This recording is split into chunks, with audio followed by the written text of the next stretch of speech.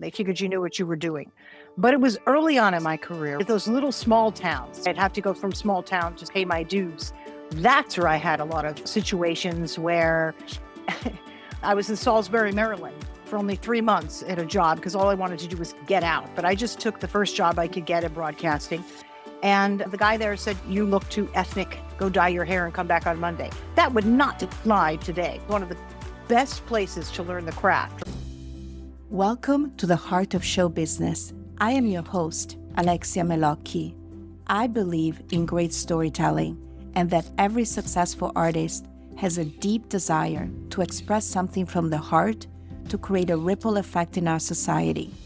Hello to all my listeners of the Heart of Show Business. I think this is going to be my season's finale because it feels like this specific guest has to be the one who ends my season because she's such an amazing human being and powerful woman. I am so blessed to have her on my show. My guest today actually is Deborah Kobylt. She's an award-winning journalist. She's a broadcaster, and she's the host of the popular podcast Deborah Kobylt Live, and also the Little Italy podcast. And I was so blessed and honored to be on her show. And she asked me the most incredible questions, and she really did the research on me, like many people don't do, but she knows what she's doing. She won awards for a reason. In fact, over the course of her career, Deborah has worked for CNN, for KCAL 9 News, Fox 11, Turner Entertainment. She's interviewed newsmakers, celebrities, business leaders, cultural influencers. She also covered Donald Trump, by the way, during the Atlantic City years, long before he entered politics. She's also a recipient of multiple Los Angeles Press Club nominations. Has built a career defined by curiosity, adaptability, and a passion for storytelling. So today I'm turning the tables on her so that we get to explore her journey, the lessons learned, the obstacles, the whole thing, but also how rapidly the media landscape is changing today. So welcome to my show, Deborah. Oh my goodness, what an introduction. I'm really quite honored. I don't even know who that is, but thank you very much. We were just talking offline about this. We're girls. So we're here about lifting each other up, empowering one another, and supporting one another. So, in fact, as I go into your incredible career, I wanted to ask you, what was the defining moment that shaped you as a journalist and as a woman? There were a few of them. I don't think there was one, but I'm going to start really young, like at the age of 5. I remembered with mom, and all I would say, we'd drive by something and she'd say, "Oh, this and that." I'd say, "Why?"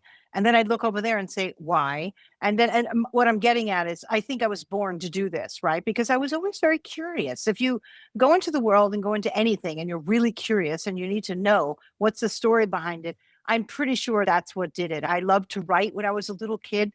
I would write stories, little short stories and stuff like that. And I ended up studying English literature and art history in college, but I took a couple of journalism courses and I was hooked. And it was print journalism actually that I started in.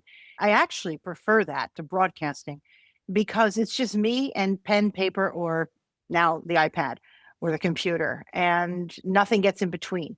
And I really enjoyed that. And I could tell somebody else's story because I thought everybody's got one. So I would say my early inspiration was when I was a really little kid, driving my mom a little nuts. I love what you said that you were asking why. It sounds like my mom. My mom is always like, "Why?" But this is it. But why? It's like, why? Figure it out. So I love that. You were quite an inquisitive young lady, which is what, brought you to the career in journalism. So interesting. But you are in a male-dominated media world, which obviously, hello, Diane Sawyer. There's obviously some fabulous women who still are masters at interviewing, Barbara Walters and everything. And we've seen the movies, of course, about the male domination in media. So, but for you, what was the obstacle that you had to overcome ultimately in your career in journalism, doing CNN and covering all the major news moments in our recent, well, we're not going to say how many decades. What was the thing that made you stronger as a woman? Well, it started pretty much in the 90s, right? Late 80s, early 90s. And I will tell you, when I finally got to what we'd call the big leagues, right? The KCAL 9 News, Fox 11, CNN in particular, that was terrific because people sort of left you alone. They figured you knew what you were doing. But it was early on in my career, those little small towns. I'd have to go from small town to pay my dues. That's where I had a lot of situations where I was in Salisbury, Maryland for only 3 months at a job because all I wanted to do was get out. But I just took the first job I could get in broadcasting. And the guy there said, "You look too ethnic. Go dye your hair and come back on Monday." That would not fly today, right? Luckily, I got a job 3 months after that in Atlantic City. And that was one of the best places to learn the craft. The stars would come through, the share would come through. You get an opportunity on this little tiny station to interview people like that. And it was a place where not a lot of people were watching, so you could make your mistakes and grow from there, And then from there, I ended up on actually working in New York for a very short time at NET/JN, which is also in New Jersey. So my early career, yeah, it just seemed like the smaller the station, the smaller the mind in terms of how they would treat people and women in particular. I had to get through it. If you ask me if it made me stronger, I'm going to tell you this. No, it was a nuisance to me to have to dance around those people. I just wanted to do my work. I was very driven, and I just really didn't have time in my life to have to push people away. So that's a real honest answer about it. I could have done without it. I think there's less of it now because more people have spoken out. There was a lot. You get a knock on the door in your hotel room and you're thinking, be quiet, pretend you're not here, that kind of a thing. It irritated me and I could have done without it. I just wanted to do my work and tell somebody else's story and not have all stuff in between, but I endured it. Do you enjoy interview the people in politics or business more than the artists, or you don't care? Because you had all kinds, right? Because it's my own show. One reason why I love doing podcasting is because nobody really has to tell me what to do, right? When you go to work every day and you're doing the news, the latest tragedy or car chase, but with a podcast, I can decide who is important to me to have on my show. I love the fact that now I can choose what I do. Do I enjoy interviewing politicians? Yes, they're the ones who will be shaping the cities, towns, and state and country ultimately that we live in.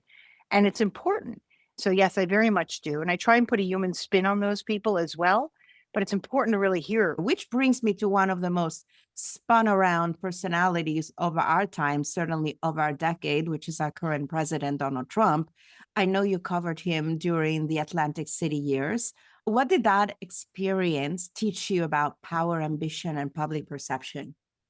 I learned a lot about him, and it was about him. When he walked into a room, it was about him.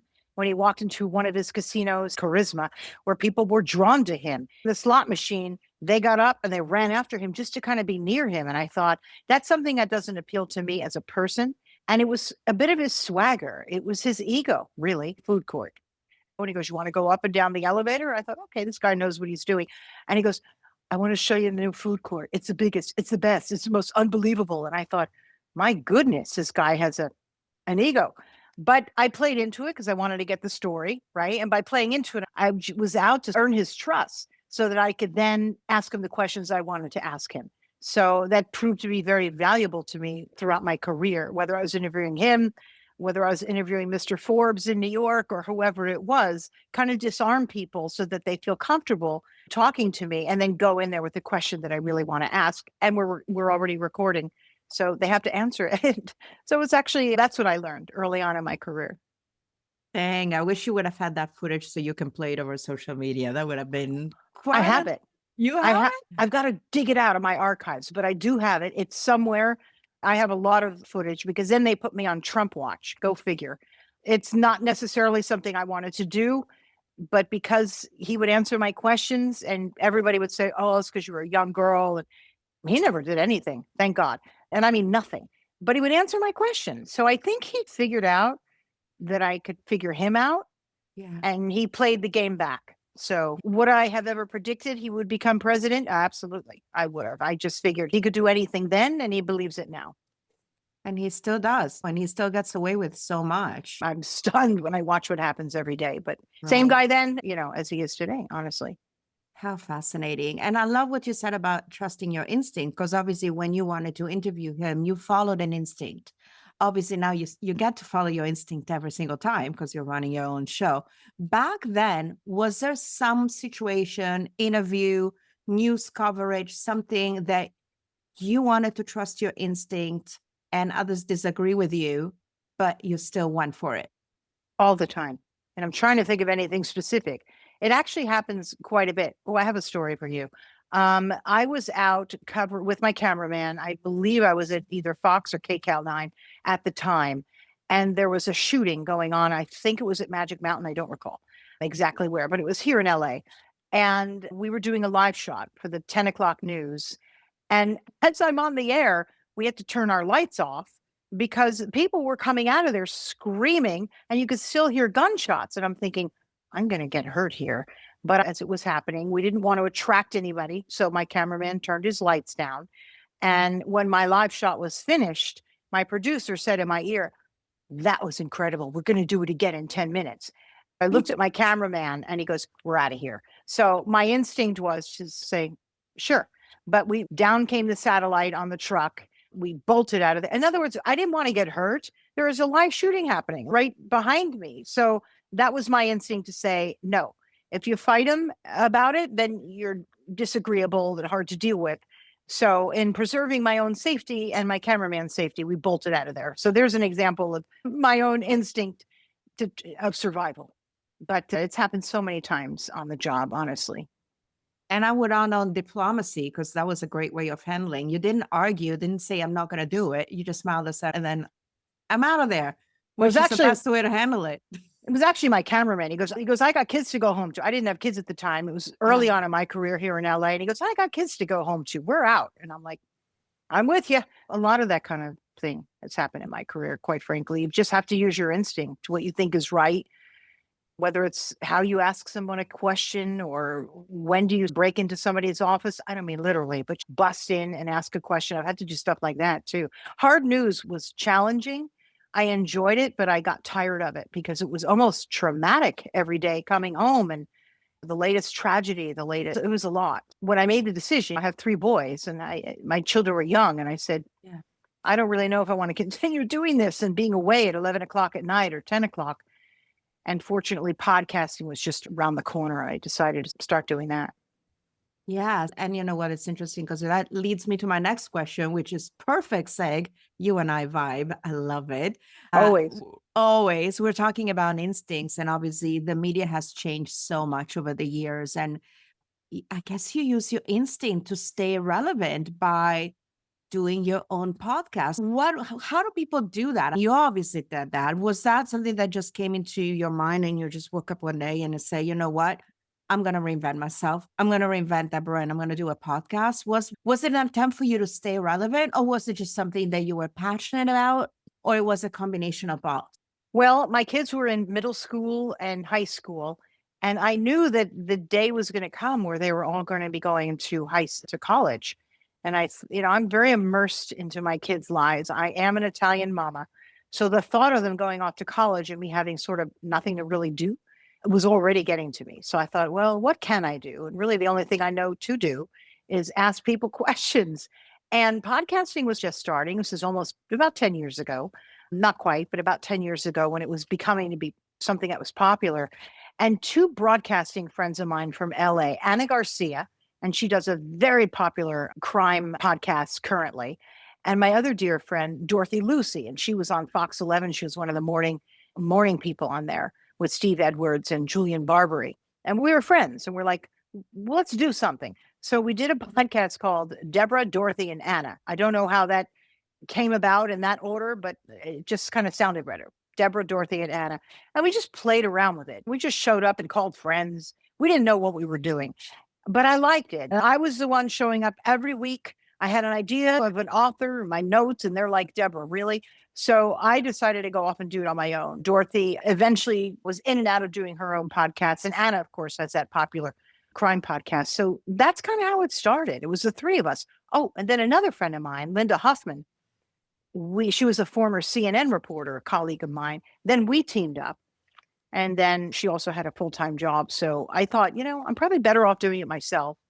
I can make my own decisions, interview who I want. So that was kind of the evolution of podcasting. I love the fact that I could have on, as you said, a politician. I could have on my husband, who is a pretty well-known radio guy. I could have on authors. I love authors. or a newsmaker, somebody like yourself who's doing incredible work, not just the work you do, but also as a woman, as a leader. So Oh. they say in podcasting you should pick a lane. I haven't really picked that lane. It's a wider lane, and I decided whatever interests me as a woman, hopefully will interest someone else. So that's the lane I chose. And I love your lane because that's my lane too, as you know, with Yeah. my own podcast. And I love what Oh you yeah. said. And thank you for the kind words, by the way. And yes, you are a true Italian mama. I see all your pictures going to your son's baseball games. So you always show up. You're always going, no, I can't see you today. I'm going to my son's game. And I think that's amazing. And it feels like you are running your own little view on podcasting with your anchor friends at the beginning. And speaking of Italian, I know you have an Italian heritage. How has that influenced you with how you connect with people and just in general storytelling? It's everything to me. My Italian heritage is everything. I'm born in America, but my parents were all in on being Italian. I know just about all of my family out in Italy were from southern Italy, just east of Naples, at a very small mountain village called Monalcozati and San Barbato. And I've gotten to know my family there very well. My family then came to the United States by way of New Jersey. So most of my relatives, and there's so many of them that my kids, when we would go back and visit, would say, how do you remember their names? Because they didn't grow up with a lot of family out here, but I did. And it's everything to me. And I always joke that on any given night, it could be a Monday night, Uncle Matty would show up and he would bring something, and somehow an eggplant would appear. It was a typical traditional Italian household slash Italian American household, people talking all the time, people cooking all the time. And it didn't make sense. But as I got older, it made a lot of sense to me. And when my parents passed away, not too long ago, but actually it's getting up there, it devastated me. It was very hard for me. And I really dug even deeper into my Italian roots over in Italy. And I know you know this about me. To this day, I'm still trying to master the language. But what do you learn about? Because obviously you have to go to all these events for networking, for PR, for your podcast. How do you balance your successful career, both of you, and also successful relationship? Yeah, but I don't want to sugarcoat it, okay? He's a talk show host and they've got their opinions on stuff. So I'll push back and I'll be like, hey, wait a minute. He's got a strong personality, certainly stronger than when I met him. And he barely even had his voice. He was trying to figure it out. So it's not always, oh my God, how amazing. We're like such a power couple. It's like, hey, stay in your lane sometimes. So, I don't want to just sugarcoat it that we're like showing up and the perfect little couple. It's got its challenges like anything and anybody, believe me. I'm sure. Going back to journalism, obviously, there's been so much going on with the media and the attacks on the media, the sensationalization. Oh my God, I don't know how to say that word of the media about what's being relevant because obviously everybody's competing for airtime. So, is there any hope for the future of journalism today? What do you think? Well, I could tell you this because I have many friends who work in local news, who work in network news. It's shrinking because primarily who's sitting on the couch at 6 at night, at 10 at night, or 11? It's usually older people. Yeah. And as that starts to wane, I think younger people are consuming the news as they want to consume it. They've got their apps, they go online. In a way, I find it a little refreshing. It's a balance. I find it refreshing because we can consume what we want, not just what some producer tells you is important. In fact, I find a lot of what people are covering is not important. It's usually the latest crime of the day. And then I end up being sequestered in my house because I'm too scared to go out. There's so much great stuff going on, and especially let's just talk our city, throughout our city, that we don't cover it enough. It's never really been the way news is handled. So in a way, I really do think it's a good thing that you can choose how you want to consume. And really, that's how I look at it. I think things come and go in a way, and the local news, network news will always be there. It'll just be less bodies watching it, is what I think. And I actually think the new way is exciting. We know that recently there have been elections in Los Angeles and in the state of California. They've been challenging, and everybody's got their opinion on it. And I enjoy watching and listening everybody's opinion. I really do, as opposed to just watching one point of view. Although we do have that on cable news. You've got one point of view and then the other. which I don't really care about their opinions. That's another thing. I don't care about opinion pieces. That to me is not journalism. Journalism is when you try and just put a spotlight on what's happening and let the story tell itself. That's, I think, to me, the biggest fault. Like you said, instead of just telling the story in a neutral way and doing a balance between good things and bad things and things in the middle, it's always let's bombard you with all the tragedies and all the bad stuff that is happening. And then I think that's why people are tuning out. Frank, it's a good thing that we have podcasts and different audio versions of what there's a lot of people out there doing guerrilla journalism. In other words, they've got their microphone, their phone, and they're going out and just doing it. And what they find is important, and they're really catching on. So that's a great thing from all perspectives. So that's a good thing. Yeah, I'm loving the social media new thing about the men on the street because, everybody's going out and asking people, what makes you confident? And they go and ask tons of people, oh, what are you wearing? I think it's great because, again, the men on the street, that's how journalism started in so many ways, if you think about it. As a woman, and you and I have talked about lifting each other up and supporting one another. What would you tell to a woman who's building a career and trying to find her own voice? And sometimes they're questioning whether they belong in the room. What would you say to them? Well, we spoke a little bit off camera.